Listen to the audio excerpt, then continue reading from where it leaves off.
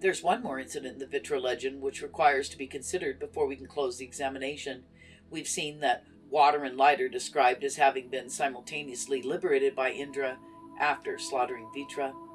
These waters are sometimes spoken of as streams or rivers which flow upwards, are said to be 7 in number.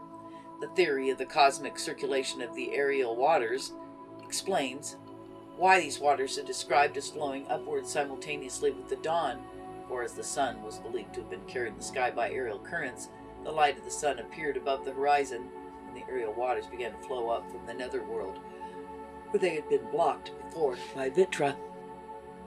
The waters or the rivers were, therefore, aptly described as flowing upwards and bringing the light of the sun with them. But we have still to answer the question why the rivers or waters are described as 7 in number. It is alleged that the storm theory supplies us with a satisfactory reply to this question. Thus has been suggested by Western scholars the 7 rivers here referred to are the 7 rivers of the Punjab, which are flooded during the rainy season by waters released by Indra from the clutches of the demon who confines them in the storm clouds. The rivers of the Punjab may therefore, it is urged, be well described as being set free to flow by Indra himself, and in support of this explanation we refer to Rig Veda and to the phrase Haptaindu, occurring in Fargad 1 of the Venidadad, where it is said to denote the Punjab or India. But this hypothesis, however tempting it may seem at first sight, is quite inadequate to explain the 7-fold division of waters in a satisfactory way. It has been pointed out that the simultaneous release of water and light can be accounted for only on the theory of the cosmic circulation of aerial waters, and if this is correct, we cannot identify the 7 rivers set free to flow upwards by Indra, which any terrestrial rivers, whether in Punjab or elsewhere. The Punjab is again, as the name indicates, a land of 5 and not of 7 rivers, and so it is described. The term is therefore more appropriate in the case of Punjab than the others shown are from the Avesta. But we might get over the difficulty by supposing that Kubha and Sarasvati, or any other 2 tributaries of the Indus, were included in the group by the Vedic bards when they spoke of the 7 rivers. Rig Veda, about 15 different rivers are mentioned, but nowhere do we find the specific rivers were included in the group of 7 rivers. It has given rise to a difference of opinion amongst scholars. Thus, Sayana includes the Ganges and the Jamuna in the group, which, according to Professor Max Mueller, is made up by adding the Indus and the Sarasvati to the 5 rivers of the Punjab. On the other hand, Lawson and Ludwig hold that the Kubha must be included in the group at the cost of the Sarasvati. It shows we're not on safe ground in supposing the expression 7 rivers once meant what is by nature the land of 5 rivers. The expression shown occurs in about a dozen places in Rig Veda, and 5 of these it distinctly denotes the 7 rivers set free by Indra, along with the release of cows, or the recovery of dawn. And for reasons given above, we cannot suppose they represent any terrestrial rivers in these passages. In the remaining cases, there's not a single instance where the expression may be said to decisively denote only terrestrial rivers. Rather, and more likely, celestial rivers are referred to everywhere by the expression of Sapta Sindhava. I do not mean to say that can in no case denote any celestial rivers, for there are 3 groups of 7 rivers mentioned in Rig Veda: the celestial, the terrestrial, and the infernal. Thus, thrice 3 wandering rivers are mentioned, while the waters are said to flow triply 7 and 7. It is therefore clear that, like the Ganges and the Puranas, the Vedic bards conceived a group of 7 rivers in heaven, another on the earth, and a third in the netherworld, somewhat in the manner of 11 gods in heaven, 11 on earth, and 11 in the waters. If so, we cannot say that a 7-fold division of terrestrial rivers was not known to the Vedic bards, but for the reasons stated above, we cannot hold that this 7-fold division was suggested by the rivers of Punjab, then extended to the upper and lower celestial hemisphere. The Punjab, as remarked above, is a land of 5 rivers and not 7, though we might raise the number to 7 by adding a group of any 2 insignificant tributaries according to our fancy. Yet the artificial character of the device is too apparent to justify us in holding that the expression Sapta Sindhava was originally suggested by the rivers of the Punjab. We must again bear in mind that the sevenfold division of waters does not stand by itself in Rig Veda, but also in the particular case of the general principle of division adopted therein. Thus we have 7 earthly abodes, 7 mountains, 7 rays or courses of the sun, 7 hotris, 7 regions, and 7 adityas, 7 sisters, and possibly the 7 gods in the Rig Veda, while in latter Sanskrit literature we have the 7 heavens, 7 earths, 7 mountains, 7 oceans, and 7 netherworlds. This sevenfold division is also found in other Aryan mythologies, as for instance in the Avesta, where the earth is said to be divided into 7 kashavares, and in Greek mythology, which speaks of the 7 layers of heaven over one another. It follows, therefore, that the sevenfold division must be traced back almost to the Indo-European period, and if so, we cannot maintain the sevenfold division of waters, which is only a particular case of a general principle, was suggested by the rivers of a particular area, for in that case we should have to make that area the home for the ancients before they were separated. But if the rivers are set free to flow up by Indra are not terrestrial, and if the expression Sabda Sindhava was not originally suggested by the rivers of the Punjab, it may be asked how we account for the number of rivers and the origin of the phrase Hapta Hindu occurring in the Avesta. The true key to the solution of the question will be found in the simultaneous release of waters and light effected by Indra after conquering Vritra. Indra, who caused 7 rivers to flow, is described as Sapta Rashmi, or 7-rayed, suggesting that 7 rays and 7 rivers must in some way have been connected. Wasn't seen the waters and the sun are said to move at the same time in Parsi scripture. If so, what could be more natural than to suppose the 7 suns required 7 horses or 7 aerial rivers to carry them over the sky? Much in the way Durgatamas is said to have been born upon the waters. Again, according to the legend of Aditi, there were 7 months or month gods, located in 7 different regions and producing 7 months of sunshine of different temperatures. But how could 7 suns move in 7 different parts of heaven except by the agency of 7 different aerial rivers coming up from the nether world, each with its own sun? In short, when the close connection between water and light is once established, it's not difficult to perceive why water and light are each said to be sevenfold.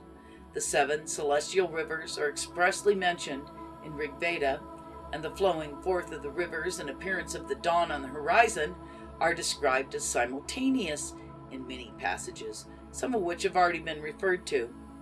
Neither the storm theory nor the geography of the Punjab satisfactorily accounts for the simultaneous happening of these events, and as long as this difficulty is not solved except by the Arctic theory and the cosmic circulation of aerial waters, we cannot accept the hypothesis of Western scholars referred to previously, howsoever eloquently expounded it may be.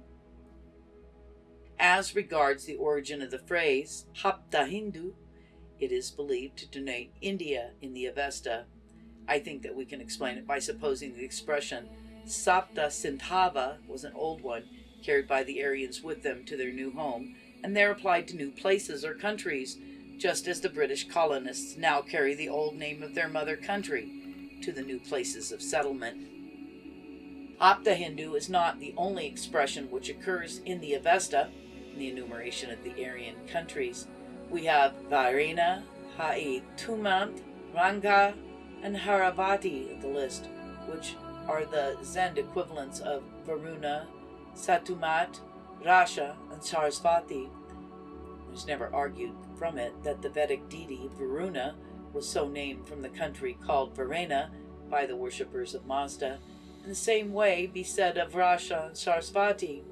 Rasha and Sarasvati sometimes denote terrestrial rivers, even in Rig Veda, but there is ample evidence to show that they were originally aerial rivers. It is therefore more natural to hold that all these are ancient mythological names brought with them by the ancient settlers to their new home, and there applied to new places or objects. There are places in Burma which are named Ayodhya, Mithalia, and etc., which is explained on the grounds that they were named by the Indian settlers in Burma after well-known places in their native land. There's no reason why the same theory shouldn't be applied in the case of Hapta Hindu, especially as we see that the rivers set free by Indra by slaughtering Vritra cannot be but celestial. It will be seen from our foregoing videos that the true nature and movements of waters released by Indra from the grasp of Vritra has been misunderstood from the days of the most ancient Nairuktas, or we might say even from the days of the Brahmanas. There are passages in Rig Veda where Pushan is said to cross the upper celestial hemisphere in boat. The Ashvins and Surya, generally described as traversing heaven in their chariots.